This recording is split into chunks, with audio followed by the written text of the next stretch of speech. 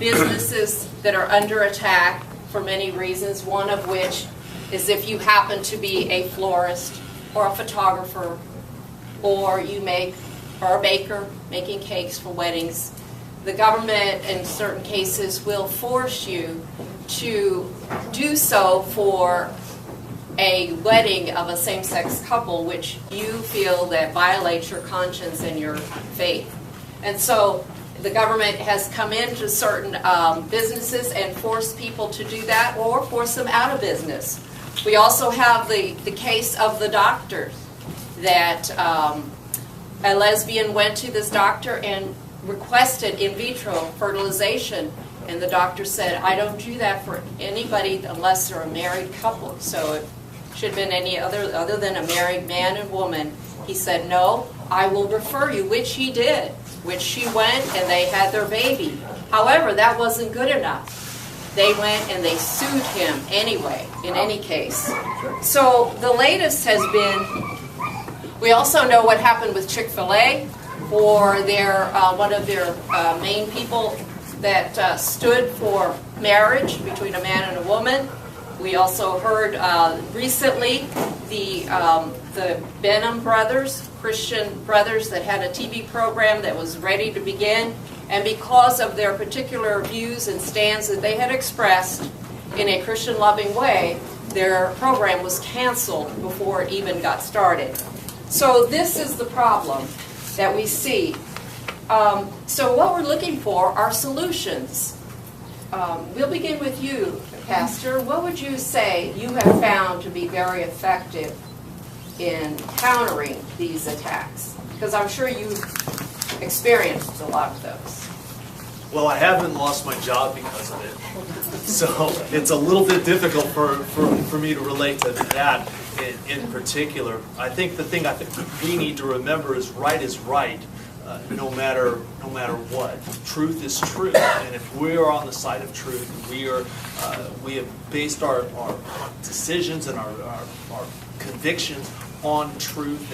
And for me, I find truth in God's Word, the Bible. To me, that is the source of authority for me. It speaks to every issue in life, I believe, either directly or in principle.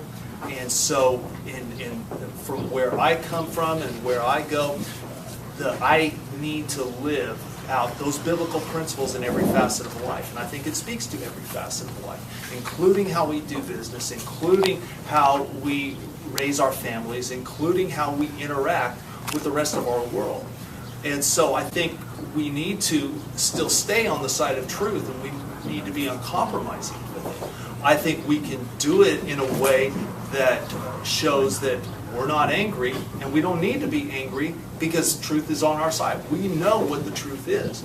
And when we're at that point, we can go ahead and stand. And we shouldn't be surprised at all with the way that society has turned on truth. Shouldn't surprise us at all, because they were wanting to skew what is right and what is true from the get-go. And we had been saying for all that time that if you redefine marriage, that you are going to see the next domino to fall, which is going to be religious liberties. And sure enough, it happened, and now it's happening at a more rapid pace. Shouldn't surprise us. I know it doesn't surprise God, but I think we can be disappointed. I think we can be dismayed, but I think we still need to stand for those religious liberties, but do it within the context of the prescribed remedies in the Constitution. Can I mention that with regards to religious liberty, I'm a practicing Catholic, and we do not believe in contraception, anything that impedes life within the context of marriage.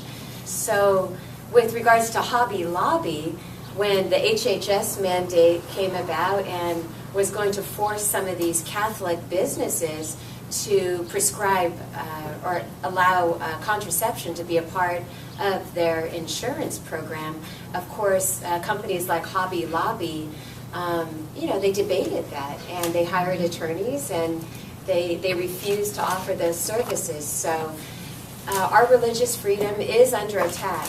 And it's extremely important for all of us to become well-versed on the issues and know what we're speaking about, and to be able to convey sources. And when we present an argument to the opposing side, so we're very well versed in the subject. So, but we do all have to become extremely active in our society, what's happening right now, because the government truly is running amok. I agree with both of them.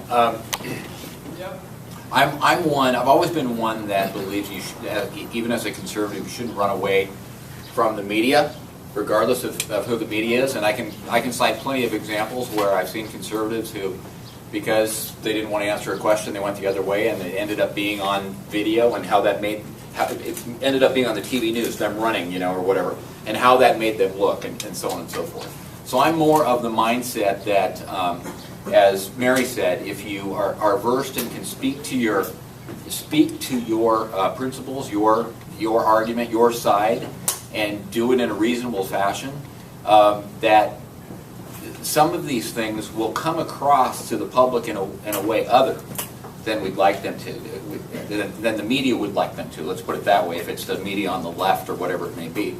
A lot of these things, these examples you're giving, are things that, if they're in the context of anybody seeing it as, well, wait a minute, if I have strong religious convictions and I don't believe in something, I should be able to operate my business the way I want. Okay, so if they see it in that perspective, they will say, well, I may not agree with that person on that issue, but I agree as a business person, they've got a right to run their business the way they want. So if we can put the argument in that context, we get there. Now, you've got to have a media that's open to that. Now, how do you have a media that's open to that? And that's where I'm the conservative that believes in developing relationships with the media. Right, Ken Stone? You betcha. And you're going to treat me good, right, Ken? Absolutely. So, you develop the relationship. Does that mean you have to be friends? No. Can you be friendly, and can you be respectful, and do it in such a way that they will look to you as a spokesperson who's reasonable, even though they may disagree with, and seek you out, and then you can get your point across. I believe that's possible, and that's the way I've always operated. And actually, for me, this goes back to San Diego State when I was in Young Americans for Freedom and battling the left, and I realized that after some of these debates, to walk up to the lefties on campus and say, "Great job, nice to meet you," and they look at you like, "Whoa, why are you even talking to me?" It was more difficult for them to attack you when they saw you as a nice person, whether they agreed with you or not. And maybe that's where I first kind of learned my mode, my MO on it. One of the things that we had an example where, like, Chick-fil-A was under attack, and what happened? They were able to turn that around because people supported them.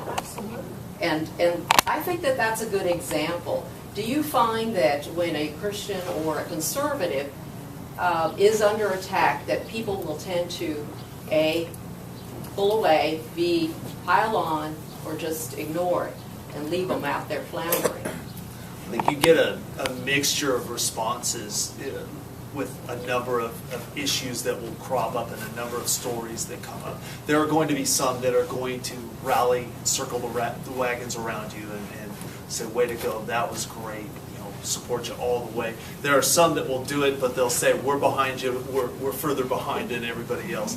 And then there's going to be others that say, "Well, you shouldn't even be entering into this. You shouldn't even be offering your opinions. You're going to lose. You're going to get beat back."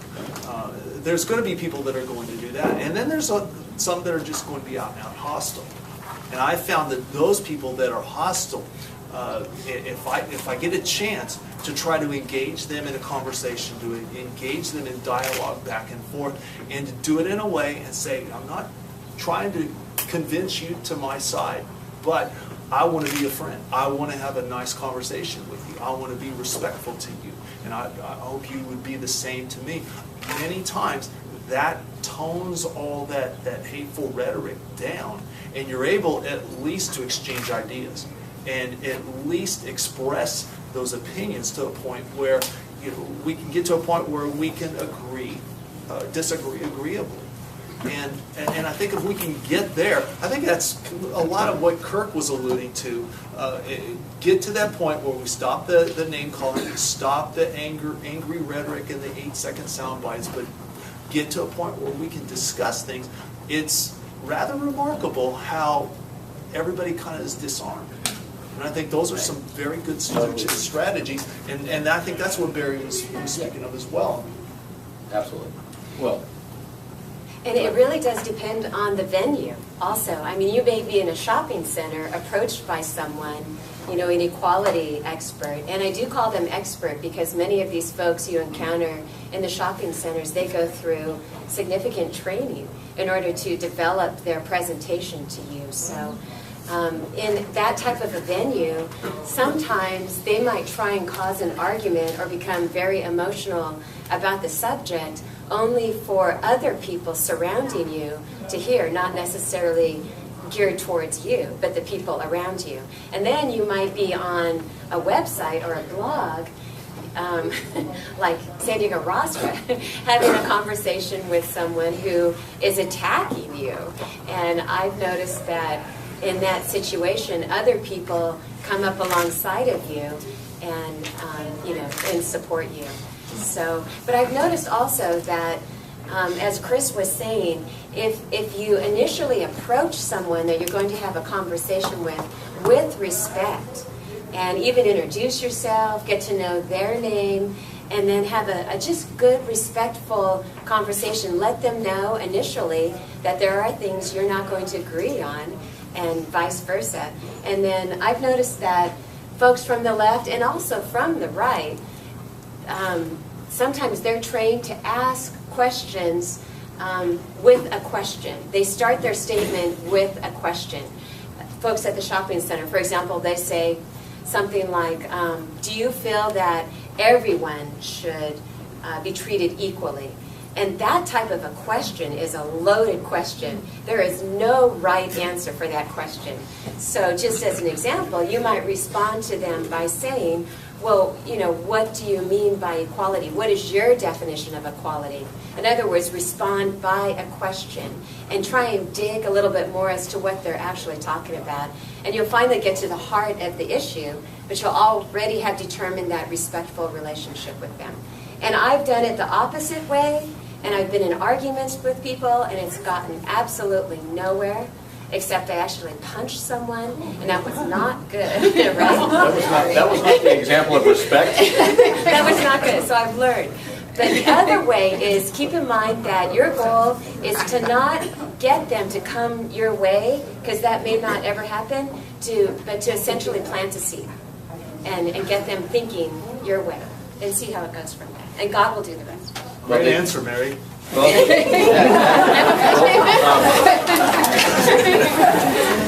Both of them have used a word I thought of on the way here, and that's the respect thing. And I think that's what we're all saying. And if you give the respect, it's about maybe not agreeing with the opinion, but respecting the person is what we're talking about, I think. And and that, I think that gets you a long way in maybe even planting a seed. Now, is this perfect? Is it always gonna work? Of course not. But we're just talking about where we can increase our clout, in the world. And in fact, when I was thinking about whatever we want to call the bigotry of the left, I was thinking, Mary mentioned San Diego Rostra. I mean, the last couple of days I've seen her attacked, and I wouldn't call it from the left. So this comes from all over, and sometimes it's just the lack of respect I've seen just in the last couple of days because she had an opinion, about something was pretty striking. So we've got to counter it even within our own supposed ranks.